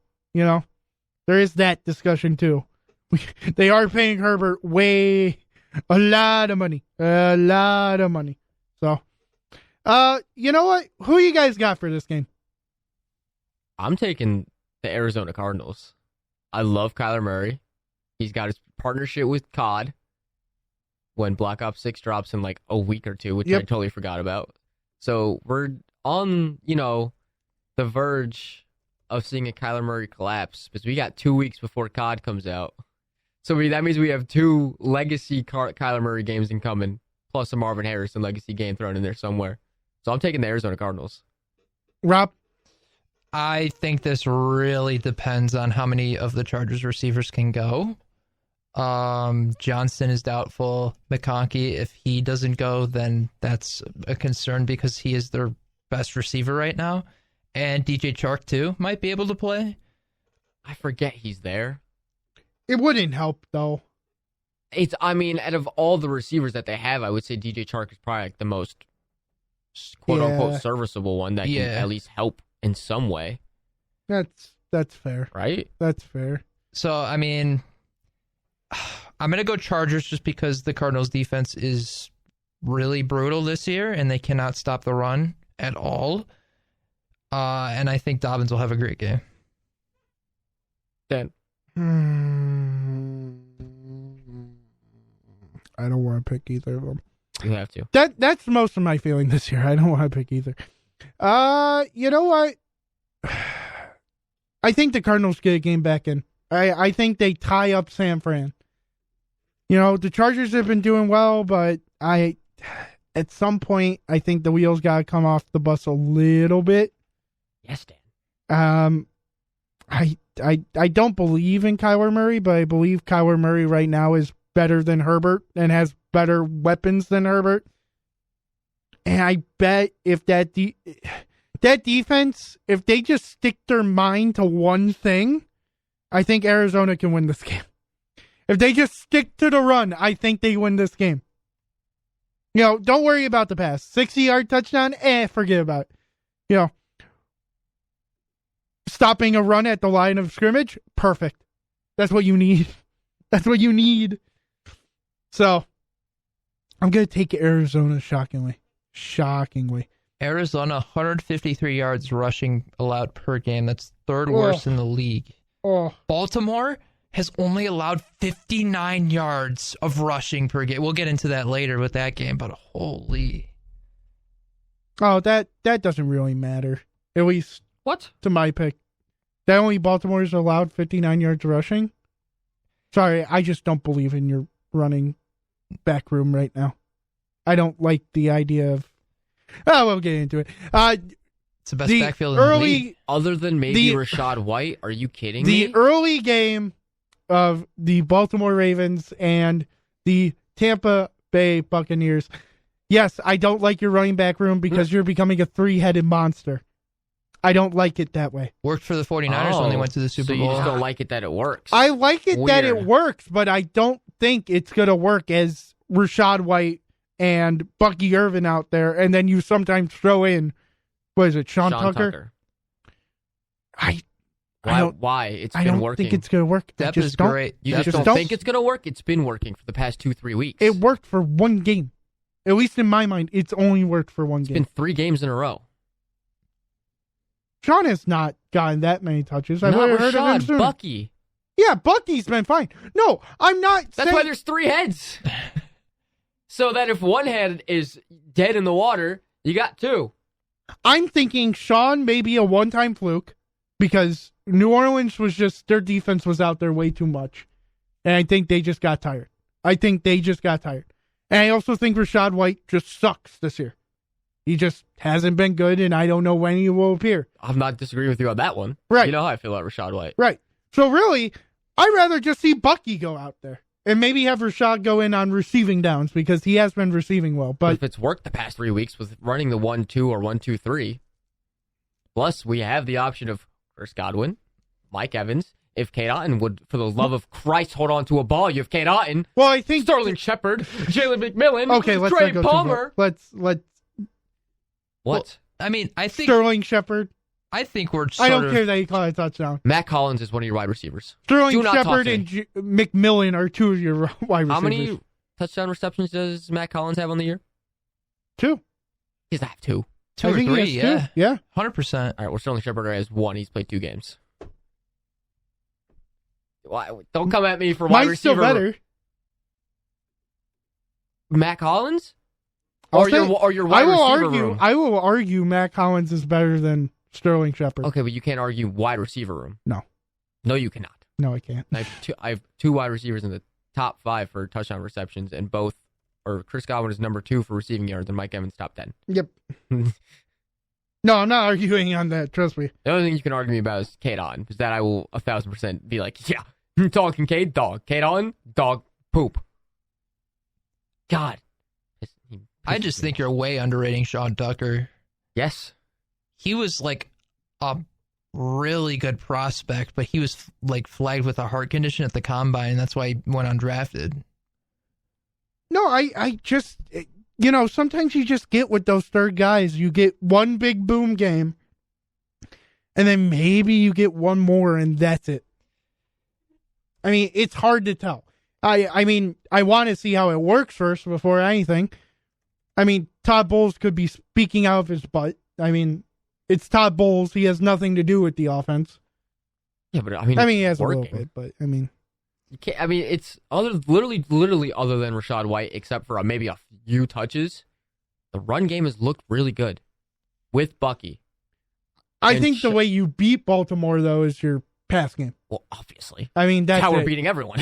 Yeah, I mean, you need Godwin and Mike to just get deep balls all game. They'll put 1 or 2 on either of them, and the other one, they'll be wide open. Mike in the middle of the field is an absolute dog, and you throw Godwin out on a fade or maybe a post, and it's we're playing just simple football here, folks, and it's working. Liam Cohen, I love you. Dave Canellis, rotten hell, and by hell I mean Carolina. Do you love Todd Bowles again or no? Of course, I love Todd Bowles. The love is always there. It's just unfortunately that sometimes do you I have want to the fireside lit on you? We'll see tomorrow. Okay. We'll see after probably 11:30 at night where I stand on that. Yep, that's fair. But also, I really don't like Baltimore's offense anyway. I really think it's been Derrick Henry and that's it. I was going to say, I'm sorry, but I think this season so far, Tampa's been a better team. Yep. Todd Bowles has been a better coach than John Harbaugh. And I think the Ravens' stats are inflated because of the Bills game, and I get it. Yeah, they'd be a really good defense, but also it was against Cam Lewis, Jamarcus Ingram, and 2 of our backup linebackers. I was going to say, wasn't your defense just I dead? don't like to create excuses. I just create, that is fact. That is just straight up. He got 200 yards, or you're throwing out the narrative that, hey, right. The entire it could be a starters were little depleted. higher up than it should be. I mean, they're number 1 in rushing. They're number 11 in passing, which is shocking to me. I think Lamar is such a bad passer, especially that Mark Andrews hasn't showed up this year. I mean, he showed up here and there, but even so, I'm still like, he hasn't done anything, has he? Last 2 games, he's been solid. He's working his way in. I mean, that's a 2-year injury that he had. He had a broken tibia and then also the surgery from the car accident, We saw Tony Pollard have that injury last year, and he was just completely invisible on the field. Oh yeah, don't I know? And now this year, he's looking amazing. Yeah, don't I know? It's not like I drafted Tony Pollard in a fantasy league thinking that he would get points, and they never got points. See, like, I'm scared of this Baltimore offense. This offense is, I mean, you have Derrick Henry. That's pretty much all you need for your rushing attack. And on top of it, you have Lamar Jackson. I think the only thing that can rival it is really how well the offensive line performs. And it's hard to perform well when you're against Vita Vea. It's very hard. And Levante David. Confirmed to be playing tonight. And he is playing, so he is that big body in the middle of the field, at least in the middle of your offensive line. God, I love that big Samoan. So, really, I'm really torn here. This is such a good game. It's just going to be a good game. It is, but it's my king versus my best friend's team. Exactly.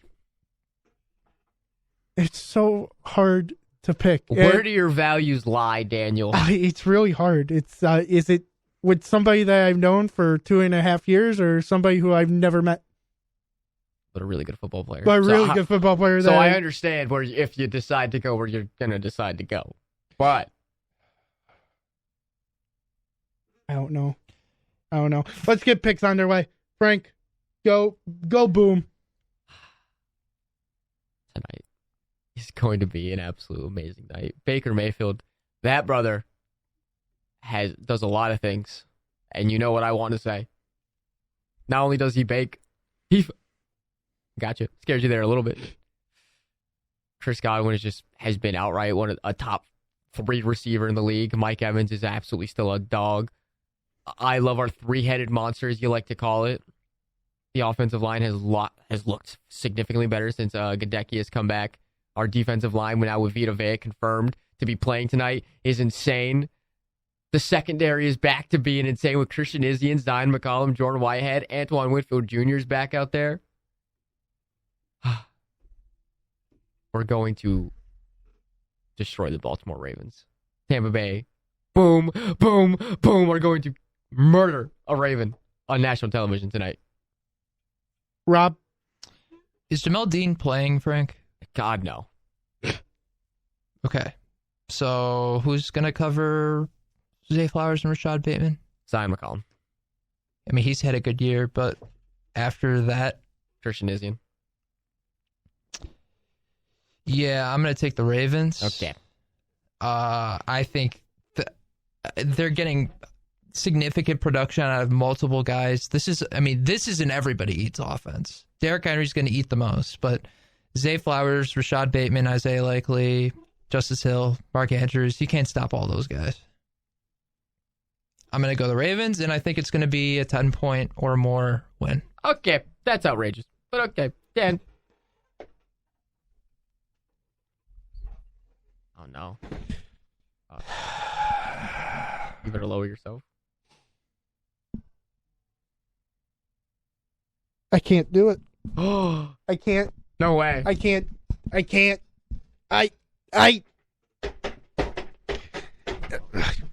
do it. I can't root for Baltimore. I honestly think Tampa will win this game. In my gut, it's not a stat wise, it's not the king wise, it is just a gut feeling that the king will still be the king, no doubt. But no doubt. I don't think they come away with the king with the win. He's the only player that I'm genuinely scared of in that game, and that's it. I just don't. I mean, maybe there's some bias going in that I don't want Baltimore to win, so Buffalo can kind of work its way back into the seeding race. But besides that bias, I really don't see anything wrong with this Buccaneers team. They've just gotten unlucky losses. Let me hear it, Dan.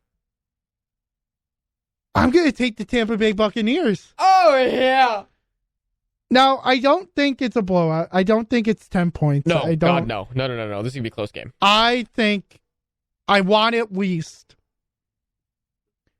Buccaneers winning game-winning field goal 40-33 or 37. 37. Sorry, There we go. 37. At least that it's tied 37-37 going into the last couple minutes, and Chase McLaughlin hits a 50-yarder to end the game. That, shockingly, I don't have a rant this week. Shockingly.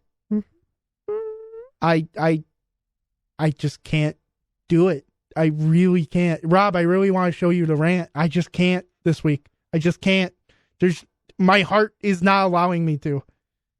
I'm so sorry for depriving you of this, but it will come. One day it will come. Next week. Also, Next week. This game could potentially have big playoff implications as of right now. Oh, it does. I mean, in the sense of your division, in the NFC sense South, of, and Yep. right now Detroit and Washington are 1 and 2 in the NFC. Yep. You win, you jump up to Guess who has wins over both of those teams? you. Yeah. No, you jump up to 1. For seeding, that's No, and then if Baltimore loses, you guys. Pittsburgh is now officially the lead for the Oh my AFC God. North. Yep. They officially become the lead. See, this is great. That means we're going to have Steelers fans on our side. Yeah, for this game, yep. Then you also have probably Bills fans tonight. Yep. You definitely have Chiefs and Houston fans We tonight. basically have all of contenders of AFC on our side, Yep. plus the AFC North. Yep. But yeah, no, if you were excited for Derrick Henry rant, the King rant, it's not happening this week. I think I used a lot of my power a couple weeks ago when I didn't take them against the Bills. I mean, that's also bias coming into it, but I think I need to rethink it. I think I need to rethink the rant for next week. That's crazy. I know. I can't do it. Now, with about 15 minutes left in the show, Oh, God, I know what's coming. I'm not happy. I want to move on to something else. Yep. I want to talk about the MLB playoffs. Yep. The New York Yankees have made it to the World Series, first time since 2009. And then also on the other side, the oh my God really ends in an oh my God way of, oh my God, we just got crushed by the LA Dodgers. You know what? No, I'm not gonna sit here and let the Mets take this. They went from undesirable to undeniable. I don't give a damn. No one thought the Mets of this. Not a single thought of the Mets being this deep into the playoffs was ever imaginable. They took the Dodgers to 6. They had a lead in the first 2 innings. They were playing out of their minds. I am not going to let people anymore poop on the Mets for this. Oh, Mets are going to Met. Mets are going to Met. Where's your team? Because for all the season, it was, oh, Mets are going to Met. Mets suck. Mets suck. Came down to 4 teams, and the Mets were one of them. And they took the Dodgers to 6. The team with the highest payroll in baseball. I'm not going to sit here and let judgment be put on the Mets right now. They could have played absolutely better. Of course. Should have more players have stepped up during that, other than Mark Vientos and Tyrone Taylor and Pete Alonso? Absolutely. But they've had the greatest 3-4 weeks in baseball for that team. They fought and clawed all the way back for this. And yes, it sucks that they got bounced by the Dodgers, but they took the Dodgers to 6. The best team in baseball in the NLCS. The Mets deserve all the credit in the world. You just sound like a Mets apologist. You want to bring in Grimace and the Rizzler now and Hawk Tua so they can speak their pieces about how they... Don't get me started. You already know how I feel. Don't get me started. Because I will... You think the Yankees are beating the Dodgers? I think there's a chance. Chance. Please, God. Oh, God, I forgot. Angels over there. Please, God, dude. Oh, no. I sent a text today. I said, I have never been more of a Yankees fan than I will be for the next 2 weeks. You're not going to be happy if Shohei wins a ring? I will be slightly happy, because it's not necessarily his fault that he left. No. I cannot blame him at all. But I have seen Sam Reinhart leave the Sabres and get a ring. I've seen Jack Eichel leave the Sabres and get a ring. I've seen Ryan O'Reilly leave the Sabres, get a ring, and a playoff Stanley Cup MVP. You forgot about Montour, Evan Rodriguez. Kyle and- Okposo. I've seen Evan Brett Venables leave Clemson and turn Oklahoma into a powerhouse. Yeah. And I am now seeing the greatest player to ever touch a baseball leave my team. Instead of getting traded at the trade deadline for assets, leave and go to the same town, the Dodgers, and he's now in a World Series on a stacked team that is pay to win. I can't do this. You guys were a little pay to win there for a second. Pay to what? You're right. They were not pay to win. You're They were right. pay That's to what- what? Pay to just Pay to be get there. 40 wins. Paid to play. well, in one of the cases, one of the players they paid does not play. No, he just gets injured and sits. So, I am a Yankees fan for the next 2 weeks, which will never happen again. You say that doesn't hurt you at all? That doesn't just soul crush you? It will never happen again. But I was also really hoping the Guardians were going to pull that out because I would love to go to a World Series game. Yeah. Wouldn't that be awesome? Yeah. And now tickets are like $700 in New York City, so we're not going to do that. There are 1,000 in L.A. Wow. Yeah. No, it's not I mean, fun. It's baseball history. Ohtani's his first World Series. Well, it's also, I think I saw a little stat somewhere.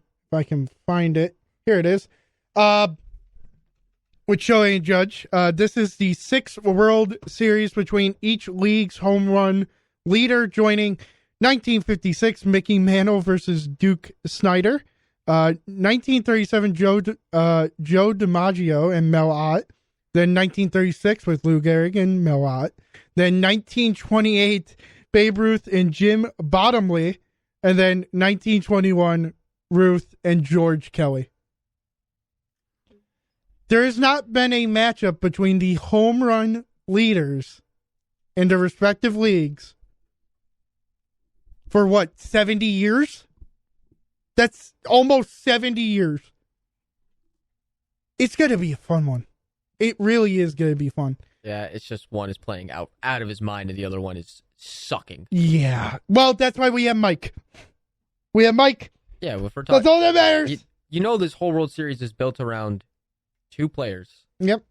Ohtani, Judge. Ohtani is 17 for his last 21 plate appearances. Judge has a home run that did actually nothing. Yeah. That's it. Ohtani's actually doing things for the team, Yep. as where Judge, once again, is getting carried. It's... Right about now, the Yankees definitely wish they had a time machine to go back to the trade deadline and add a few more pieces because it is not looking like. I mean, this does not look like a World Series team to me. No, I'm so. Just being honest. Stanton, yes. Soto, yes. Mm-hmm. And, I'll throw in Glaber. Those 3, yes. Yeah. You're really going to rely on Austin Wells to try and win you a World Series? He's honestly been really good. That's Shockingly. That's what I'm saying. Yeah, though, I is know. that Austin Wells is going to have to step up? Yeah.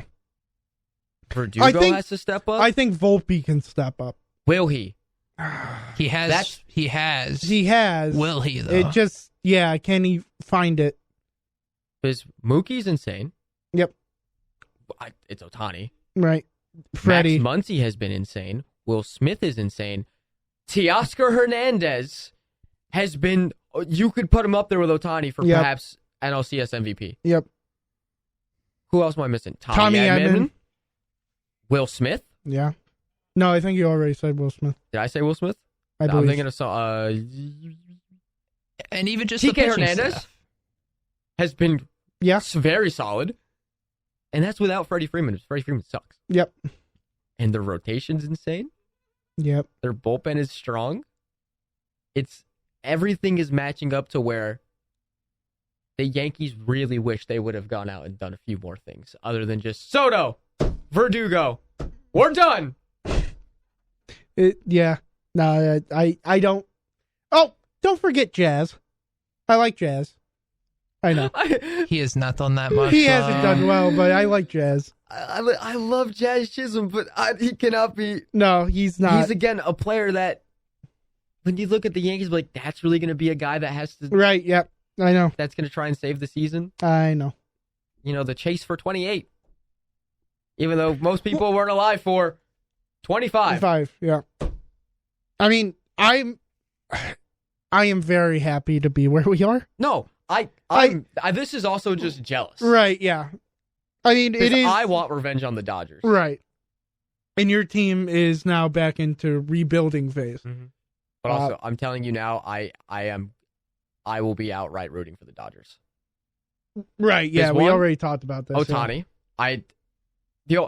The only thing that's holding me back from Ohtani is that my actual GOAT, Mike Trout, will, like, Ohtani's going to have a ring before Trout, and that just kills me to say. That, you agree. That makes me, like, that actually makes me want to cry. I'm not kills even kidding. me that Mike Trout's not going to have a ring, and that Ohtani has. There's got to be a 30 for 30 on Mike Trout at some point. Yeah, it's going to be the story of the greatest to never win. There is so much that is just underneath that organization. I could go into so many stories. Oh my God. Just the horrible things that go on within that org. I don't even know how he's allowed to be an owner or Marino. It goes Ohtani, and then my favorite Ray for so long, Kevin Kiermaier. He popped in last night. He played center field with Mookie, and he was part of the celebration. And then, of course, even though he was a meme for so long with the Rays, Tyler Glass now. There's just more, and also I'm not going to outright root for the Yankees. I can't do that. No, you can't. I can't. No. I would. I have Mike. You do have Mike. And as a Florida man, love Mike. Love Mike. You got it. And I love Jazz. Yeah. He made the Marlins cool again for a little bit. Right. It's just, yeah. I can't do it. No, the make or break is going to be the bullpen. Yeah. I also hate Judge. I'm so sorry. Judge. It's okay. Hate Judge. It's okay. God. But it's... No, I think the make or break for this World Series will be the bullpen. It's going to come down to pitching. And also, if you're... I don't know how many times I want to see Clay Holmes. If I see Clay Holmes, I'm thinking we're screwed. And at this point, for me, you can't even tell with Luke Weaver. No, Weaver now... He's had a few games where it's like, whoa, oh, you suck. Yeah, right? And the other game was like, oh, Weaver back. The other guys go, oh, you suck again. Yeah. Cool. Great. I'll be honest, I'm excited for this World Series. But it's also... But Subway would have been so much cooler. It would have been so much I don't even care. Because people are saying, like, oh, it's only be cool if you're in New York. I'm like, you wouldn't want to see a full New York World Series? Like, the world, like, America wouldn't want to see that? Right. I understand it's LA versus New York. It's the most historic World Series. Cool. I want to see Yankees is cooler. Baseball needs this. It does need it. Flat out, this is the two best players in the world probably right now. No, it is like if you are Manfred, you are... Oh, he's licking his chops. Yep. He's going to find a way to push this to 7. He's so happy. Yeah, he will probably find a way and to also, push. they, for like the past week and a half, they've been pushing that commercial where it did not include the Mets and it did not include the Guardians, but both teams were still in it. The commercial was just Dodgers-Yankees. And I'm not a sports guy. I'm not a guy that's out here saying things are rigged unless it comes to the NFL. Then I have a small inkling that maybe sometimes things are absolutely rigged. But it just seeing that and then it just sucks. But also, this also now puts to bed the complaint for the playoff format. Right. Because a lot of people are like, the wild card teams seem to always make it. You can't say that anymore because it's Dodgers, Yankees, the 1 seeds. You can't say that the new playoff format sucks because wild card teams are always making it when Dodgers, Yankees now. You can't say that. Plus, it was Yankees, Guardians, so it wasn't even only wild card team were the Mets. Right. there's a positive and a negative for this matchup in my eyes. The one positive is it's the two biggest markets. Yeah. That you could Probably have. in sport. Like In sports. How many, like you could walk through this Arguably campus the and country. see. Arguably, no, in the country, yes. I think the It's only LA, one New who York. has an argument is Florida. Or Texas. Well, There's no, two. that's the thing, is that this is, yes, Florida, but this is like New York City versus Los versus Angeles. Los Angeles, Like, yeah. these, like, No, it's the two-star these cities. city markets. Yeah. No, it's the two-star cities. And you can walk through this campus and you can walk for 10 minutes and see probably 3 Yankees hats and Yep. 2 Dodgers hats. Like, it's, These are polarizing. This is Lakers Celtics. This is like a big deal. Yeah. But there is a downside. I'm interested. 2 teams that spent a lot of money to get there. As a matter I like seeing teams like the Rays make the World Series. I like seeing the Milwaukee Bucks win a championship because they are not bought. yeah. I think part of that is bad for the sport. A little bit. Yeah. Because You know what? particularly for baseball, those small market teams don't ever make it. I think the big thing to say to that, though, is that out of all the years, this is like, I think, the first year in a long time that we're seeing the two highest spending teams make the World Series. Yeah, but also, what does that say about the past World Series? The fact that these teams that have kind of homegrown had gotten their own talents instead of going out and... Well, it could just mean that they're better that way than, going out and get money, and they only spend money that they need to. I mean, it could play... It's just a different way of what that franchise wants. I think the Yankees feel like they have to spend so much is because of their history. They always have to be contenders. They can't ever be below a wild card spot, or else that manager is fired. Oh, you want my hot take, by the way? Hmm. I don't care. Aaron Boone still does. He should not be manager of the Yankees. I do not care. Cashman should not be GM of the Yankees. Both of them. We're I don't care. we're really equal there. Yep. I do not care. Yep. That he's made it now to this point. Don't. It's taken Yep. you Don't care. 6 years with the team that's supposed to be in this every year. Mhm. Taking you 6 years to get to this point. You fail. I'm sorry. You're gone. Now we've given you 7 and you still can't do it. Right. Right. At one point, do you say enough is enough? Yeah. Yeah. I think Cashman absolutely. Cashman. Yes. I think Aaron Boone needs to be up there right there with him. I on think top of whoever block. the pitching coach deserves a raise. I forget who the pitching coach is, but he always makes horrible relievers into good relievers. I will say he doesn't turn them like amazing, but he at least turns them decent. Yeah. So I forget his name, but that man deserves a raise. Oh, Brad Osmus is a bench coach for you guys? What? Oh. You guys are... Oh. Don't get me started on that guy. Matt Blake. I've heard of him. Which, if I hear a pitching coach, that's usually a good thing, right? I would think so. Unless if it's really bad. Depends. It depends on the situation. Like if Chris Archer ever one day just happens to end up as a pitching coach somewhere, I'm going to scream and be like, you guys are dumb. Yep. All right. I think, or you know what? Picks, World Series winners. Dodgers. In what? Dodgers in 6. Dodgers in 5. Whoa! Wow, he really switched in Whoa! a matter of a minute. I don't want it to happen, Right. but I think it'll happen because this is my life.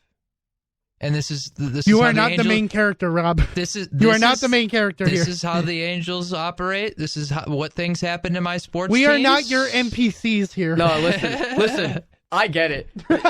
7 years of Shohei and no playoffs, and Yeah. now first season not on the Angels. He's You in know the what's World going to Series. happen. Yeah. You know what's going to happen. This is all that happens to this team. I feel so Yeah. awful for Angel fans. I was Yeah. in the bar watching, and I just go, he really did it his first year. He's really gonna do it. His first year, and Mike Trout doesn't have anything. Oh, it pains me. I'm going Yankees in 7. Really? Yeah. 7? That'd be amazing. God, that'd be an amazing No, I think series. it goes all the way to 7. That'd be storybook. I like 7. I was gonna go Dodgers in 7, but I was like, I don't want to. I just because I'm gonna have Yankees go up or have Dodgers go up like 3-1, Yeah. and then have the Yankees get one back in like a really big way, and then And be like, Dodgers- oh, can and be they? like, it's happening, and then Dodgers walk off Yeah. in Game 6. That's Right. That's. or wait, no, who gets home field advantage?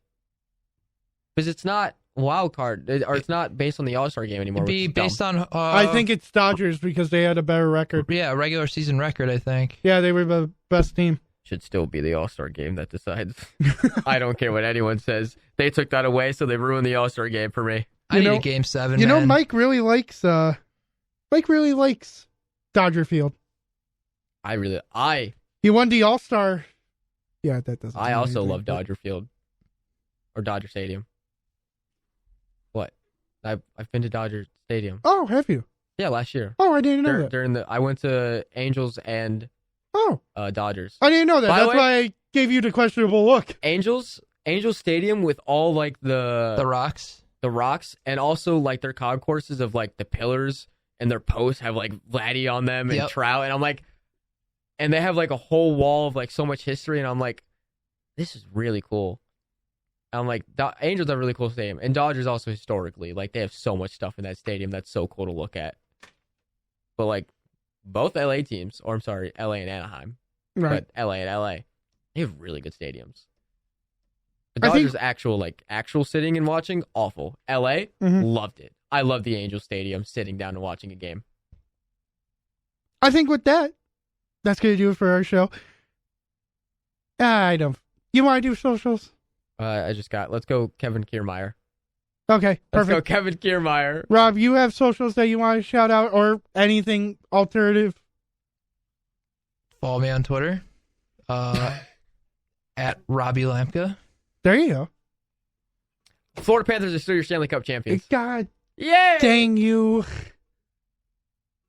Let's go Magic, by the way, also, I guess, sort of. They're starting. NBA season starts in like 3 days for us, and tomorrow it starts for the rest of the league. Yep. Let's go Magic. Play the song. Orlando Tragic. Yeah, it's Orlando Tragic. I'm expecting like a 6 seed. Yeah. But I got the Panthers, baby. Yeah, you got the Panthers. I don't care. Everything else in my life could go awfully wrong, and it has, but I have the Panthers by my side. Who are number 1 in the East. Sam Reinhart, first star of the week in the entire NHL. Shut up. No, you're done. God, You're dude. done. You're done. You're done. We're done. We're done. No, we're done. Enjoy your Monday and your Tuesday. We'll be back Wednesday. Bye.